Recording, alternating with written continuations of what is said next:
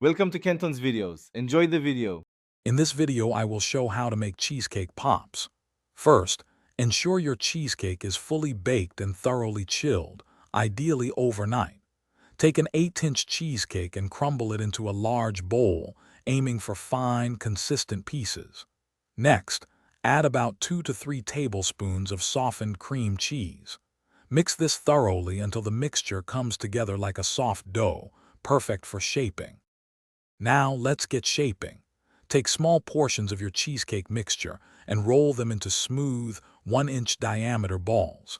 Carefully insert a lollipop stick about halfway into the center of each ball. This ensures they stay secure.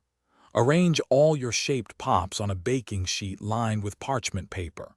Then, place them in the freezer for a minimum of 30 minutes to firm up completely.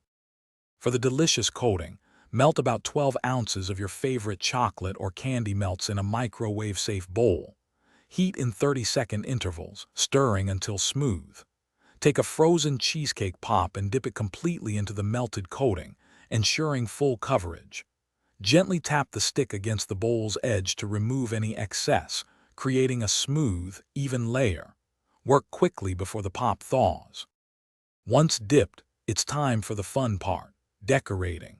Immediately add sprinkles, chopped nuts, or a contrasting chocolate drizzle before the coating sets. To allow them to harden perfectly, stand the pops upright in a styrofoam block or a tall glass. Let the coating set completely at room temperature or in the refrigerator for about 15 minutes. Enjoy your delightful cheesecake pops within 3 days for the best taste. Thanks for watching. Consider subscribing if we helped you.